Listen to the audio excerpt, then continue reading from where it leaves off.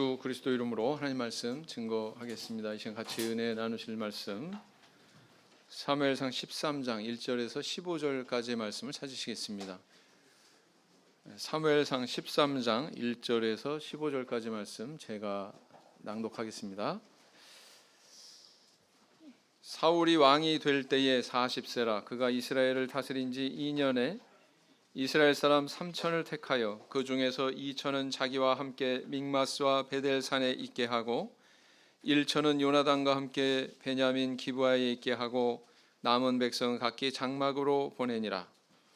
요나단이 게바에 있는 블레셋 사람의 수비대를 치매 블레셋 사람이 이를 들은지라 사울이 온 땅에 나팔을 불어 이르되 히브리 사람들을 들으라 하니 온 이스라엘이 사울의 블레셋 사람의 수비대를 친 것과 이스라엘이 블레셋 사람의 가증히 여김이 되었다 함을 듣고 길갈로 모여 사울을 쫓으니라. 블레셋 사람이 이스라엘과 싸우려 하여 모였는데 병거가 3만이요 마병이 6천이요 백성은 해변에 모래같이 많더라.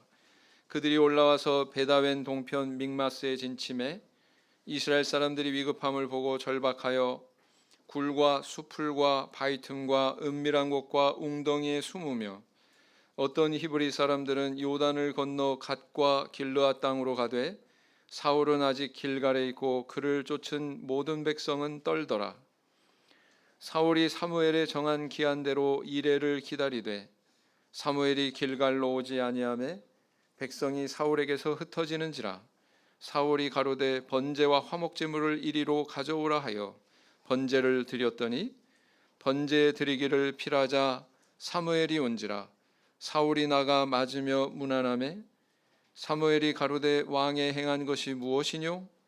사울이 가로되 백성은 나에게서 흩어지고 당신은 정한 날 안에 오지 아니하고 블레셋 사람은 믹마스에 모였음을 내가 보았으므로 이에 내가 이르기를 블레셋 사람은 나를 치러 길갈로 내려오겠거늘 내가 여호와께 은혜를 간고치 못하였다 하고 부득이하여 번제를 드렸나이다. 사무엘이 사울에게 이르되 왕이 망령되이 행하였도다. 왕이 왕의 하나님 여호와께서 왕에게 명하신 명령을 지키지 아니하였도다. 그리하였다면 여호와께서 이스라엘 위에 왕의 나라를 영영히 세우셨을 것이오늘 지금은 왕의 나라가 길지 못할 것이라. 여호와께서 왕에게 명하신 바를 왕이 지키지 아니하셨으므로 여호와께서 그 마음에 맞는 사람을 구하여 그 백성의 지도자를 삼으셨느니라 하고 사무엘이 일어나 길갈에서 떠나 베냐민 기브아로 올라가니라. 사울이 자기와 함께한 백성을 계수하니 600명 가량이라. 하나님을 섬기면서 스스로 믿음이 좋다고 여기는 농부가 있었답니다. 그 농부는 이제 집안에 이제 소를 키우고 있었는데 하루는 하나님께 이 농부가 그렇게 기도를 했대요. 하나님 이번에 이 소가 순산을 할 수 있게 해주시되 쌍둥이를 낳을 수 있게 해주세요. 이렇게 간구를 했습니다. 만약에 그렇게 해주신다면 그 중에 한 마리를 하나님께 바치겠습니다. 이렇게 서원 기도를 했답니다. 그런데 정말 기도한 대로 쌍태 송아지가 태어났다는 거예요. 근데 이제 이란성이기 때문에 한 마리는 누렁 송아지고 다른 한 마리는 얼룩 송아지로 이렇게 태어났습니다. 어떤 게 더 값어치 나가는 줄 아세요? 누렁 송아지가 더 비싸고요. 얼룩 송아지는 상대적으로 쌉니다. 그래서 이제 이 농부가 마음속으로 고민을 하기 시작했어요. 이 비싼 누렁 송아지를 하나님께 드려야 되나 아니면 값싼 이 얼룩 송아지를 하나님께 드려야 되나 고민하고 고민하는 가운데 약속을 이행하는 날짜가 차일피일 이렇게 미루어지고 있었습니다. 그런데 이걸 어떻게 합니까? 그러던 어느 날 그만 누렁 송아지가 병 들어가지고 시름시름 앓다가 죽어버리고 말았어요. 그러니까 이제 몇 마리 남았어요? 한 마리 남았어요. 누렁 송아지는 죽어버렸으니까 이제 얼룩 송아지 한 마리만 남았는데 바로 이때 농부가 한숨을 길게 내쉬더니 이렇게 혼잣말을 했답니다. 하필이면 하나님께 드리려고 했던 송아지가 죽다니. 여러분, 우리가 살아가면서 처음에는 동기가 참 순수했는데 시간이 지나면서 그 순수한 동기가 퇴색하는 경우가 많이 있죠. 사람의 마음이라는 것은 이렇게 일정하게 유지되지 않고 중간에 어떤 요인에 의해서 변화하고 변질되고 그러기 마련입니다. 처음에는 이제 국민을 위해서 봉사하겠다고 이렇게 순수한 열정으로 시작한 정치인이 시간이 지나면서 무슨 부정, 비리, 부패 이런데 연루가 돼가지고 법정에 서기도 하고 말이죠. 어떤 기업인은 투명 경영이니 고객 감동이니 외치면서 잘 그렇게 회사가 성장하다가 나중에 또 불법 자금이니 분식 회계니 이런 걸로 또 국민들에게 지탄을 받는 경우도 있고 말이죠. 그런가 하면은 순수한 사회 봉사 단체장이 이걸 공익을 위해서 사실은 많은 사람들을 위해서 그냥 봉사하겠다라는 취지로 세워진 그런 기관인데 그런 직분을 맡고 직책을 맡은 사람이 이 공금 횡령이니 이런 그 비리를 저질러서 또 공분을 사기도 하죠. 최근에 어떻습니까? LH 직원이 LH가 왜 세워졌는지 아세요? 서민들의 주거 안정을 위해서 나라에서 주도해서 이것을 좀 사업을 해야 되겠다. 그래서 만들어진 LH인데 이건 그러기는커녕 그 직원이 오히려 땅 투기하고 이래가지고 실형 선고받고 막 이런 일 있어가지고 국민들의 공분을 사고 그러지 않습니까? 그래서 참 이 순수함이 지켜지기가 참 힘들다. 처음에 그 마음가짐, 처음에 취지를 지키기가 참 힘든 거구나라는 것을 알 수가 있습니다. 우리 신앙 안에도 이런 모습이 있을 수 있다는 거예요. 맨 처음에 이제 물과 성령으로 나서 막 이렇게 우리 하나님의 은혜를 깊이 체험하고 그럴 때 얼마나 기쁨에 넘치는지 몰라요. 기쁨이 넘치는지 모릅니다. 그래서 교회에서 신앙생활 잘 하고 그러는데 그러다가 이제 시간이 지나면서 이제 교회 안에서 다른 교우들과 갈등을 겪는다거나 아니면은 인생을 살아가면서 여러 가지 우여곡절을 겪는다거나 그러면서 회의적인 그런 태도를 가지게 되고 신앙에서 떠나는, 그래서 잃은 양이라고 하는 명찰을 받기도 하고요. 그죠? 교회는 다행히 떠나지 않고 남아 있더라도 이제 교회와 신앙에 대해서, 성도에 대해서 이제 부정적인 어떤 감정, 부정적인 인식을 가져가지고 아주 기쁘지 않게 정말 저러려면 왜 신앙생활 하나 싶게 그런 자리에 있게 되는 경우도 없지 않은 것 같습니다. 그런 분과 대화를 하노라면은 제가 옛날에는 신앙이 좋았거든요. 그럼 지금은 어떻다는 거예요? 지금 어떻다는 겁니까? 이렇게 이런 말들을 보면 현재는 퇴보했다는 뜻이죠. 현재는 그 처음에 그 신앙이 지금과 같지 않다. 지금은 그와 같지 않다라는 것을 반영하고 있습니다. 그래서 이런 영역이 있기 때문에 우리 하나님께서는 요한 사도의 입술을 통해서 계시록에서 이렇게 교훈하고 있거든요. 한번 찾아보겠습니다. 계시록 2장 4절에서 5절 말씀을 보시겠습니다. 계시록 2장 4절에서 5절까지 말씀을 보시겠습니다.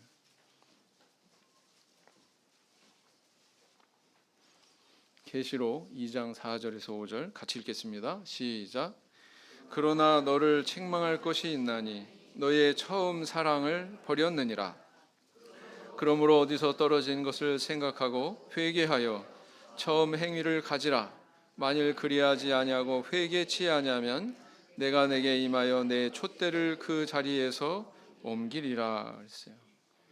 이 부부가 이렇게 결혼을 했는데 맨 처음에는 막 별이라도 따다 줄 것처럼 그렇게 하고, 그죠? 막 발이라도 씻어줄 것처럼 그렇게 섬기겠다고 그랬는데 이건 그런 거 언제 그런 마음 들었나 싶게 이불도 안 개고, 그죠? 양말 벗어놓고 아무데나 놓고 말이죠. 네? 밥도 안 챙겨주고 말이죠. 이럴 수 있단 말이에요. 네. 그러면 어떻게 해야 돼요? 어디서 떨어진 것을 생각하고 행위를 고쳐라. 처음 행위를 가져라라는 겁니다. 성경은 이렇게 성도에게 처음 사랑을 되찾아라. 어디서 잘못됐는지 그 지점을 찾아내서 원인을 알고 그 문제를 해결해라. 이렇게 교훈의 말씀을 주고 계시다라는 겁니다. 그래서 우리 신앙에는 변하지 않아야 되는 게 있어요. 변하지 않아야 되는 영역이 있습니다. 그다음 또 다른 영역은 발전하고 변화해야 되는 그런 또 영역도 있습니다. 이 두 가지를 잘 분별해서 이걸 지켜 나갈 때 우리 신앙이 하나님 앞에 아름답게 발견될 수 있는 것이거든요. 우리 성도님들은 어떤 자리에 지금 서 계십니까? 처음 신앙의 길을 시작할 때 그런 순수한 열정과 성실함을 잘 유지하고 계신가요? 아니면 이런저런 우여곡절 겪으면서 시들해져 가지고 말이죠. 그냥 답보 상태, 그냥 뭐 교회만 왔다리 갔다리 하는 그런 상태에 있지는 않습니까? 만약에 그런 상태에 있다면 어떻게 다시 회복할 수 있을까요? 오늘은 이 초심을 잃고 선을 넘었던 사울 왕의 이야기를 통해서 함께 생각하고 은혜를 나누는 시간을 가지고자 합니다. 자, 하나님께서는 본래 왕의 제도를 환영하셨어요? 아니면 환영하지 않으셨어요? 환영하지 않으셨습니다. 그런 백성들의 저 밑바닥에 깔려 있는 그들의 그릇된 욕망을 아셨어요. 하나님의 지배를 벗어나서 자기들 욕망대로 살고 싶어하는 그 백성들의 요구에 의해서 이 왕의 제도를 그렇게 시행하게 된 것이거든요. 그래서 이제 그 백성들의 소원은 환영하지 않으셨지만 우리 하나님께서는 왕을 직접 세워 주셨고 그 직접 세움 받았던 왕이 바로 사울이었습니다. 얼마나 영광된 자리예요? 초대 왕이 됐어요. 하나님께서 직접 뽑아가지고 세움 받은 그런 인물이었습니다. 그래서 이렇게 앞에서 우리가 살펴본 대로 신에 감동돼서 이 암몬과의 전쟁에서 크게 대승을 거두고 백성들 앞에 그 왕으로서의 위상이 높아지고 막 그런 상황에 있었던 거죠. 그렇지만 그는 겸손함을 잃지 않았습니다. 어디서 알 수 있습니까? 왕에 막 이제 입직됐을 때 비아냥거리고 무시하고 막 그랬던 그런 비류들, 불량배들에 대해서 죽일까요? 막 주변의 사람들이 그럴 때도 가만둬라, 그죠? 오늘같이 기쁜 날 무슨 그런 일을 하느냐 이러면서 만류했던 그런 인물이 바로 사울이었다는 거예요. 여기까지 얼마나 겸손해요. 여기까지 참 바람직한 모습이죠. 자, 그런데 딱 이 순간까지 불과 얼마 지나지 않아서 얼마나 시간이 지났어요? 왕이 된 지 2년이 되었을 때 이 사울의 마음이 조금씩 이제 변하기 시작했던 것입니다. 그는 왕위에 오른 지 2년이 된 어느 날 3,000명의 군사를 일으켰습니다. 자, 이 마당에 하나님의 뭔가 명령을 하셨어요, 안 하셨어요? 야, 저기 블레셋들이 쳐들어올 거니까 너 전쟁을 예비해라. 뭐 이런 명령이 있었습니까? 없었습니까? 없었어요. 뭐 하나님의 영이 임해가지고 하나님의 신이 임해서 뭔가 감동시키고 그런 과정이 있었어요? 없었어요? 없었어요. 그런데 이 블레셋과의 전쟁을 수행하고자 이 백성들을 갖다가 전쟁터로 불러내게 됩니다. 근데 막상 전쟁을 하려고 보니까 이스라엘이 대적해야 되는 블레셋 진영의 규모가 어떠했어요? 병거가 3만. 병거는요 요즘 말로 얘기하면 탱크예요, 탱크. 장갑차입니다. 그게 3만이나 되고요.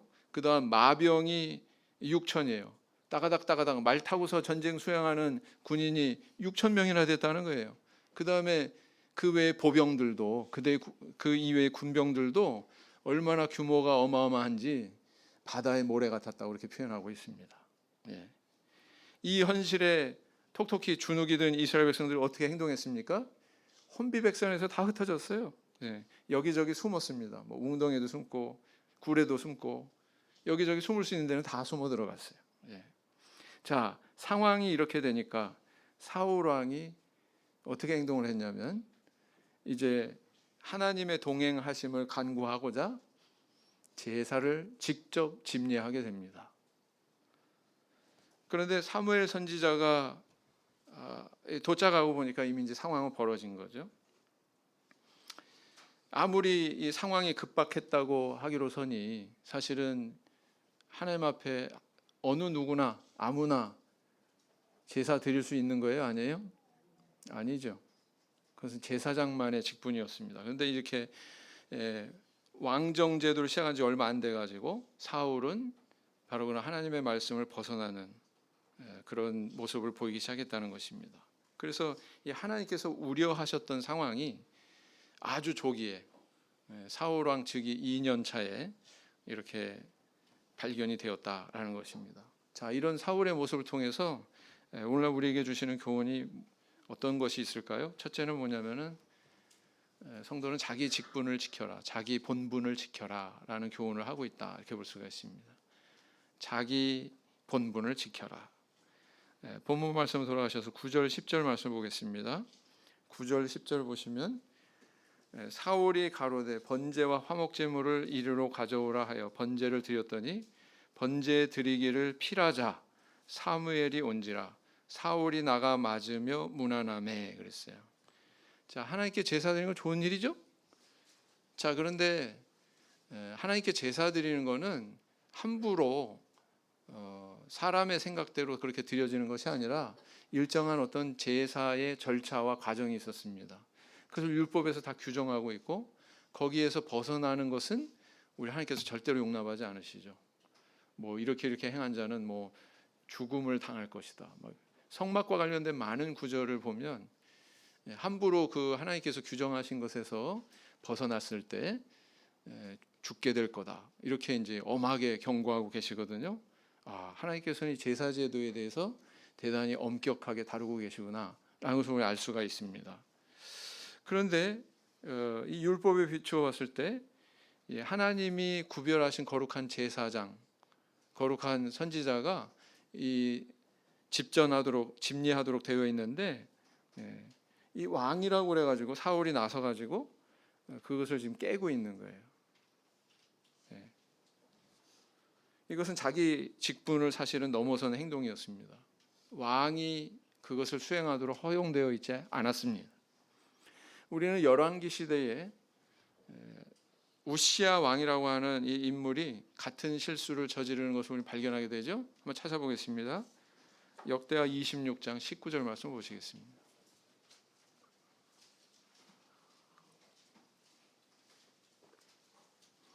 역대하 26장 19절.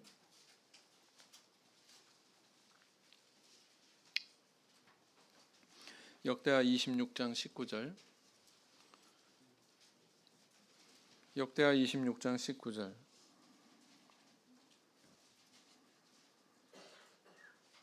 같이 읽겠습니다. 시작. 우시야가 손으로 향로를 잡고 분향하려 하다가 노를 바라니 저가 제사장에게 노할 때에 여호와의 전안 향단 곁 제사장 앞에서 그 이마에 문둥병이 바란지라 그랬어요. 이 문둥병이 왜 바랬어요? 제사장 외에는 그 향단에 분향할 수 있는 사람이 허용된 사람이 없어요. 그런데 왕이라고 그래가지고 제사장의 영역을 침범해서 자기가 직접 나가서 향단에 분향하려고 했던 거죠. 그래서 하나님께서 그를 이렇게 징계하신 거예요. 그 이마에 문둥병이 바라게 하셨습니다. 이 우시야 왕이 세운 공적이 있었어요. 이에 앞서서 공적이 있었습니다. 하나님과 백성들 앞에 그 임금이 세운 공적이 있었는데 이 일로 인해서 사실은 그게 다 무효화된 거죠. 다 백지화된 거죠. 이렇게 자기 본분을 지키지 못한 것, 이 사울 왕도 바로 그런 모습을 보여주고 있다 이렇게 볼 수가 있습니다. 왜 이런 상황이 발생했습니까? 발단이 뭐예요? 자, 사울 왕이 군사를 일으켜서 블레셋을 공격하고 이렇게 모험을 강행한 것에는 사실 가려진 이유가 있었습니다. 사울 왕은 뭘 위해서 이걸 했을까요? 하나님의 명령을 받아서 하나님의 뜻을 실현하기 위해서 전쟁을 수행한 게 아니었어요. 그런 목적이 아니라 자기의 왕권을 강화시키려고 하는 그런 욕심 때문에 이 전쟁을 일으킨 겁니다. 그렇게 블레셋과의 전쟁을 시작했는데 이거는 뭐 잠자는 사자 코털을 건드린 격이 되어버린 거죠. 마치 그 기다렸다는 듯이 블레셋은 어마어마한 그런 무기와 군병들을 통해서 이 전쟁에 임하게 됩니다. 자, 이를 목격한 이스라엘 백성들 어땠습니까? 굴로, 바위로, 웅덩이로 숨을 수 있는 곳은 다 찾아 들어갔어요. 맨 처음에 3,000명으로 시작했는데 나중에 보니까 사울의 곁에 남아있는 자 몇 명이라고요? 나중에 몇 명이라고 계수했다고요? 600명. 그죠? 사울이 사실은 이런 불안한 상황을 조장한 거예요. 이게 발원지입니다.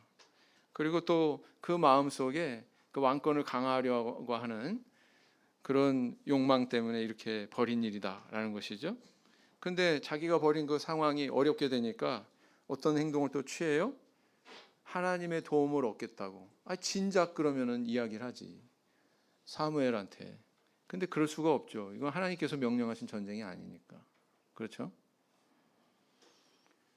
그래서 이 제사장만이 수행할 수 있도록 율법에 규정된 이 번제 제사를 직접 자기가 집례를 했던 겁니다. 어때요? 동기서부터가 문제가 있었던 거죠? 네, 그렇습니다. 하나님께서 이 사무엘 선지자를 통해서 왕정 제도를 시행하시고 사울을 왕으로 세우셨을 때 그분의 의도가 있습니다. 그분의 의도가 뭐냐? 비록 이 하나님의 음성을 직접 받아서 전달했던 사무엘 선지자는 퇴장하지만 새로 등장할 그 임금이 이방 나라들처럼 자기가 군림하고 막 다스리고 그런 것이 아니라 나의 명령을 잘 받아서 그것을 수행해서 백성들을 잘 치리할 수 있는 그런 나라를 하나님께서는 요구하신 거거든요. 그러고서 이걸 시행하신 거거든요. 그래야만 하나님이 통치하시는 온전한 신정국가가 유지될 수 있었던 것입니다. 근데 사울은 어땠어요? 완전히 초기부터 이렇게 그 하나님의 뜻에서 벗어나는 행동을 보였다는 것입니다.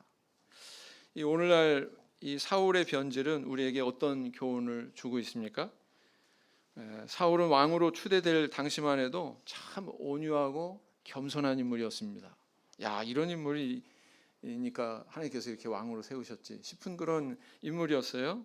그런데 그런 모습이 점점 변해갔다는 거예요. 우리는 이걸 일컬어서 초심이 변했다 이렇게 표현합니다. 네.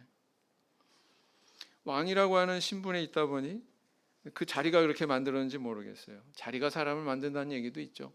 네. 또 사람은 그럴 가능성이 있습니다. 그런 연약성이 있습니다.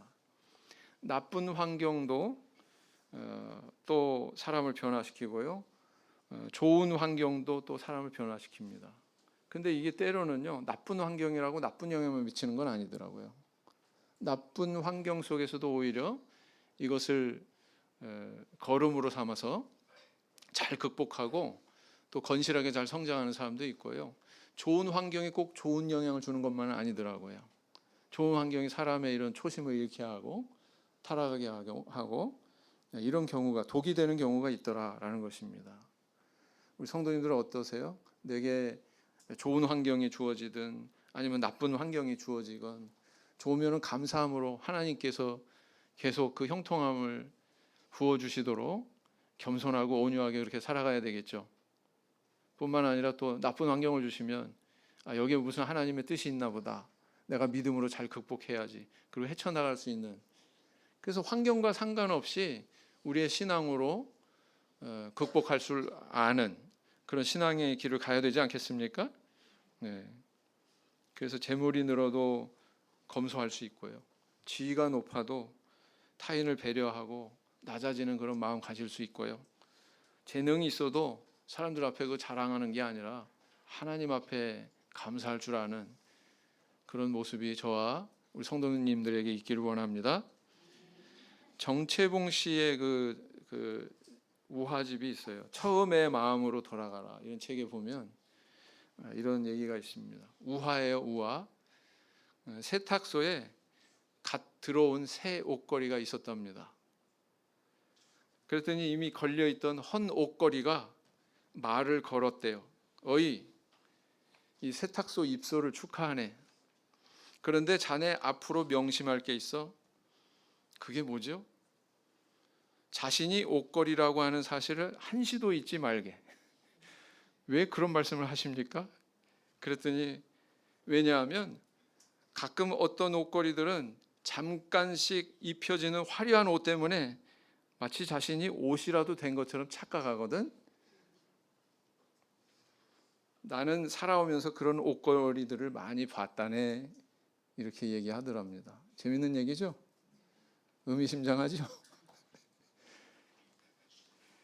사울의 모습을 보면 우리는 그런 교훈을 얻을 수가 있습니다. 그래서 우리는 이렇게 기도해야 되겠습니다. 내 환경이 어떻든지, 내 신분이 어떻든지, 내가 누리는 것이 어떻든지 하나님과 사람 앞에 변치 않을 수 있는 한결같은 마음 지킬 수 있도록 도와주세요. 하나님 앞에 이렇게 기도해야 되겠죠? 네, 그렇게 함께 기도하는 저와 성도님들 되길 원합니다.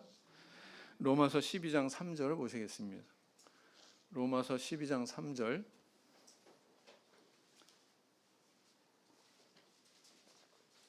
로마서 12장 3절. 로마서 12장 3절 보시겠습니다. 네, 같이 읽겠습니다. 시작. 내게 주신 은혜로 말미암아 너희 중 각 사람에게 말하노니 마땅히 생각할 그 이상의 생각을 품지 말고 오직 하나님께서 각 사람에게 나눠주신 믿음의 분량대로 지혜롭게 생각하라.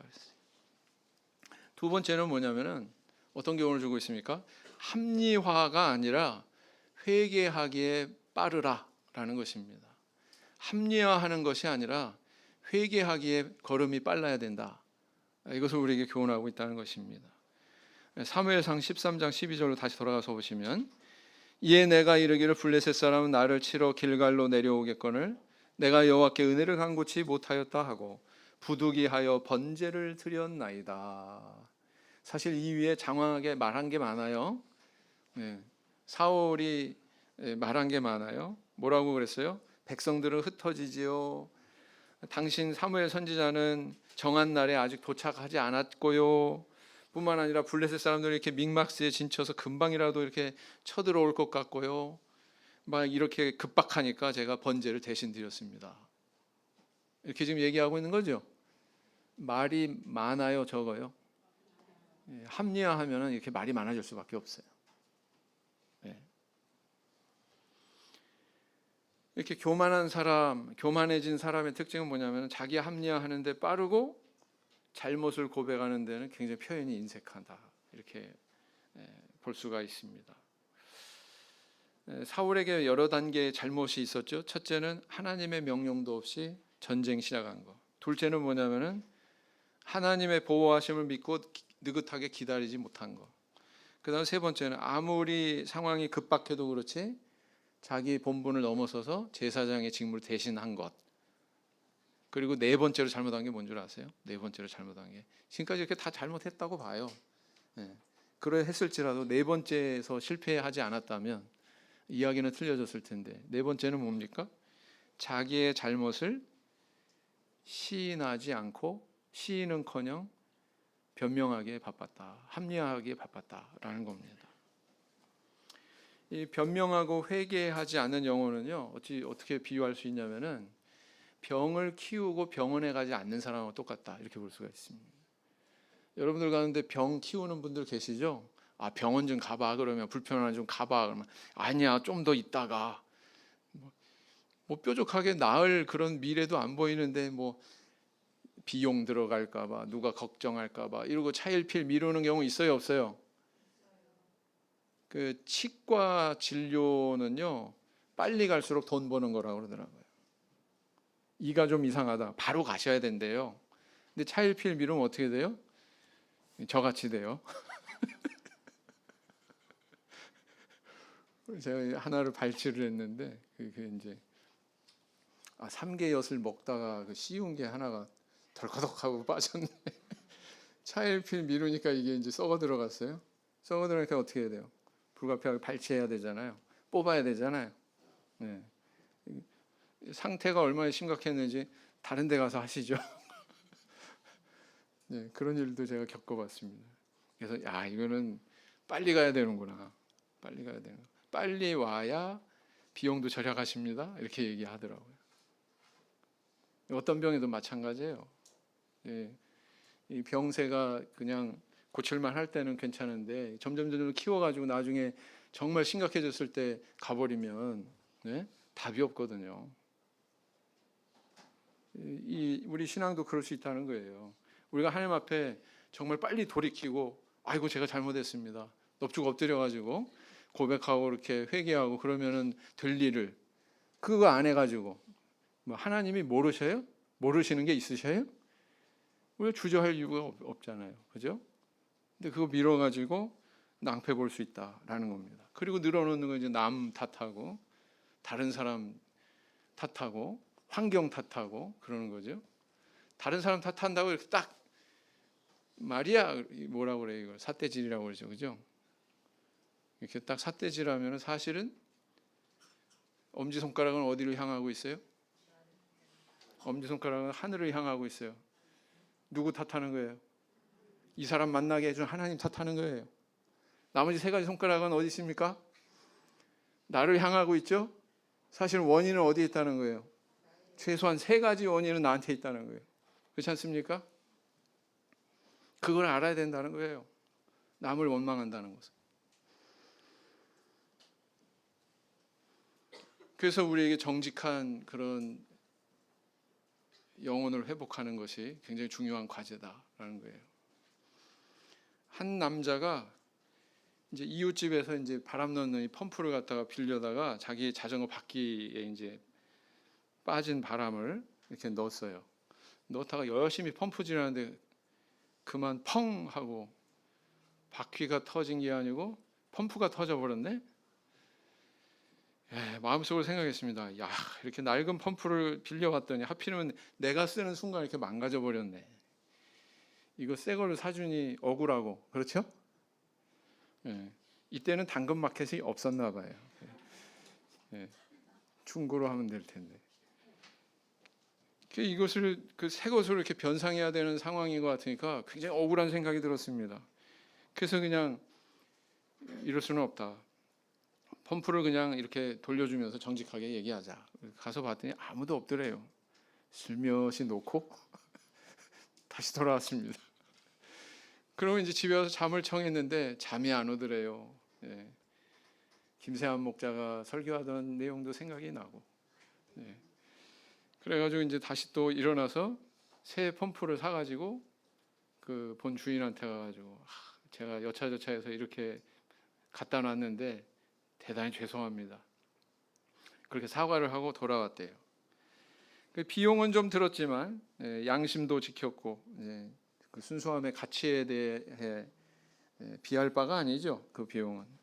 자, 이렇게 하나님께서 원하시는 그런 신앙은 변명으로 계속 일관하는 것이 아니라 회개의 심령을 가질 줄 아는 그런 모습을 우리 하나님께서 원하신다는 것입니다. 그래서 우리가 뭘 잘못했더라도 이렇게 하나님 앞에 변명하기보다 회개에 빠른 영성을 소유하시는 저와 성도님들 되길 원합니다.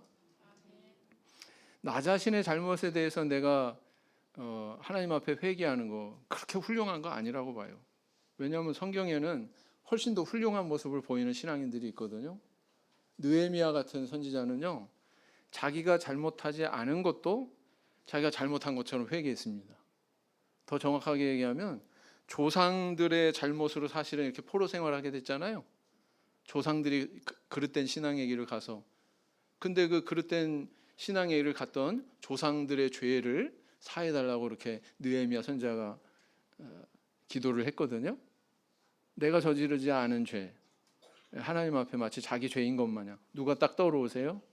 이때 우리 예수님이 그런 길 가시지 않으셨습니까? 그래서 정직한 그런 심령을 가진다는 것은 굉장히 중요한 겁니다. 왜요? 주님을 닮은 삶, 주님과 같이 이렇게 십자가의 짐을 감당하는 삶, 그런 데까지 나아갈 수 있는 기초가 되거든요. 근데 자기 죄도 제대로 뉘우치지 못하는 사람이 어떻게 그런 길을 살아갈 수가 있겠습니까? 그렇죠? 그렇습니다.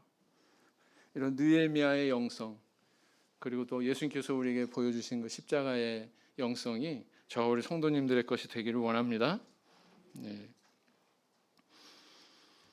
시편 32편 5절 말씀을 보시겠습니다.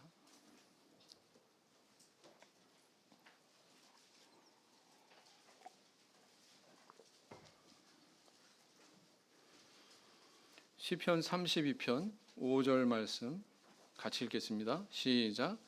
내가 이르기를 내 허물을 여호와께 자복하리라 하고 주께 내 죄를 아뢰고 내 죄악을 숨기지 아니하였더니 곧 주께서 내 죄악을 사하셨나이다. 그다음 이제 세 번째 교훈은 뭐냐면 육신의 능력보다 하나님을 의지해야 된다라는 것을 교훈하고 있습니다. 육신의 능력보다 하나님의 능력을 의지해라. 15절 마지막 절에 보면 사무엘상 13장 15절 마지막 절을 보시면 오늘 읽은 본문의 마지막 절이죠. 사무엘이 일어나 길갈에서 떠나 베냐민 기브아로 올라가니라. 사울이 자기와 함께한 백성을 계수하니 600명 가량이라 그랬어요. 사울이 자기 백성들을 계수했다. 수를 센 거죠. 그죠? 사울은 군사가 바다 모래같이 그렇게 많이 몰려든 블레셋 군대를 대적할 때 군사의 수를 셌어요. 군사의 수를 셌어요. 한번 생각해 보세요. 저쪽에는 막 뭐 모래알 같이 그렇게 몰려오고 있고 뭐 병거에 뭐 마병에 막 그런데 자기 휘하에 있는 사람 뭘 했어요? 수를 헤아렸어요. 헤아릴 필요가 있었을까? 그냥 한눈에 들어왔을 것 같은데 600명 정도면 그렇죠? 사실 이 사울은 하나님의 신에 감동하고 암몬 족속과의 그런 전쟁에서 승리하고 그럴 때는 이런 태도를 안 보였다고요. 이 백성들의 수, 군사의 수를 셀 필요가 있었습니까? 그때 그러지 않았어요. 네. 그러지 않았습니다. 그런데 그런 가운데에서 커다란 그런 승리를 경험하게 되었었거든요. 그러면 그 승리에 대한 기억을 잘 가슴속에 담아두고 똑같은 길을 갔어야 승리했을 것 같은데 지금은 군사수나 헤아리고 있다고요. 군사수 헤아리는 그런 모습을 보면 떠오르는 그런 인물이 또 있죠. 다윗은 일생 동안 하나님 앞에 바른 길을 걸었어요. 그런데 딱 오점이 딱 두 개 있었습니다. 우리아의 아내를 범한 거, 그다음 다른 하나는 백성들의 수를 헤아렸어요. 그게 하나님 앞에 온당치 못하게 발견이 됐기 때문에 7만 명이나 되는 백성이 온역으로 죽게 되죠. 왜 그런 일이 일어날까요? 그 순간만큼은 다윗도 그 수적인 것에 대해서 자랑하려고 했어요. 그래서 막 그런 걸 보면 저는 요즘에 뭐 기도 제목에도 뭐 이렇게 나와 있고 그러지만 뭐 명수를 이렇게 명시하는 게 정말 하나님께서 기뻐하시는 건가? 이런 회의가 들기도 합니다. 우리가 어떤 목적을 가지고서 목표를 세우고서 열심히 노력한다고 하는 차원에서는 납득이 가는데 이게 우리가 경성하고 조심해야 된다. 수로 결코 자랑해서는 안 된다. 이런 생각을 해보게 되거든요. 네, 그렇습니다. 이 아버지는 이런 반면에 요나단은 뭐라고 얘기하는 줄 아세요? 오늘 읽진 않았습니다만 14장 6절을 보시면 이렇게 기록하고 있습니다. 14장 6절. 요나단이 자기 병기든 소년에게 이르되 우리가 이 할례 없는 자들의 부대에게로 건너가자. 여호와께서 우리를 위하여 일하실까 하노라. 여호와의 구원은 뭐라고요? 사람의 많고 적음에 달리지 아니하였느니라. 이렇게 얘기했단 말이에요. 근데 요나단의 입술에서 나왔던 이 대사가 다윗의 소년 다윗의 입에서도 동일하게 나오거든요. 17장 47절을 보세요. 17장 47절을 보시겠습니다. 사무엘상 17장 47절을 보시면 이렇게 나옵니다.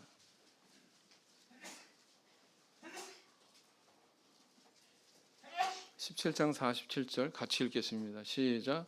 또 여호와의 구원하심이 칼과 창에 있지 아니함을 이 무리로 알게 하리라. 전쟁은 여호와께 속한 것인즉 그가 너희를 우리 손에 붙이시리라. 어때요? 요나단이나 다윗이나 똑같은 생각을 가지고 있었다는 것을 알 수 있죠? 네, 저는 그렇게 생각합니다. 그래서 요나단과 이렇게 다윗이 정말 여인을 사랑하는 것보다 더 깊은 그런 우정을 나누는 관계가 가능했던 이유가 뭐지? 라는 질문을 던졌을 때 정신세계가 똑같아요. 네. 그죠? 신앙의 어떤 그런 정신이 똑같아요. 그걸 통해서 이렇게 가까워질 수 있었구나. 그런 생각을 해보게 됩니다. 우리는 초심을 잃은 그런 사례들을 성경에서 많이 발견하게 됩니다. 다윗 왕도 이런 좋은 신앙으로 시작했지만 나중에 이제 그 인구수를 세 가지고 온역으로 7만 명이나 되는 그런 백성을 죽게 하는 그런 실수가 있었죠. 그런 빌미를 제공하지 않았습니까? 솔로몬 왕은 어땠습니까? 1,000번제 드릴 때 그의 마음 거짓이었을까요? 아니요.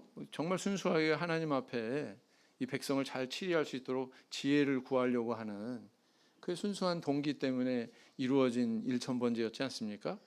그런데 나중에 가서 이게 점점점 변해가지고 결국은 이방 여인들에 의해서 우상 숭배에 빠지게 되는 그런 자리에 도달하게 되지 않습니까? 그래서 인간은 참 약해요. 내가 지금 신앙 안에 남아있다, 내가 교회 생활을 하고 있다, 하나님의 은혜 안에서 이렇게 생활하고 있다라는 것은 정말 하나님 앞에 조아리고 감사해야 될 일이라고 봅니다. 그렇지 않습니까? 내가 정말 교만해져 가지고 하나님이 누구냐 너무 배가 불러서 세상에 빠져서 그렇게 살아간다면 생각만 해도 막 소름이 쫙 돋지 않습니까? 안 돋으세요? 저만 돋나요? 왜 그런 거 생각할 줄 알아야 돼요. 초심 잃으면 하나님 의지하는 마음이 약해집니다. 약해지면 기도하지 않게 됩니다. 자기 생각대로 막 이런저런 일을 하게 되고요. 인생이 나중에 그렇게 바람직한 방향으로 열매 맺지 않습니다. 그래서 이렇게 우리가 잘 되고 형통할 때가 참 조심해야 될 때다. 그리고 진정한 그런 하나님의 은혜에 대해서 눈뜨고 분별하고 그것이 계속 나에게 임할 수 있도록 관리하는 그런 신앙의 정신이 필요하다라는 것을 알 수가 있습니다. 제가 이제 그 신학을 지원할 때 신학 지원 동기서가 있어요. 그건 아직도 제 앨범 속에 끼워져 있습니다. 그리고 그 내용을 가끔 이제 제가 읽어보는데 뭐 이사 갈 때 이제 한 번씩 들춰보죠.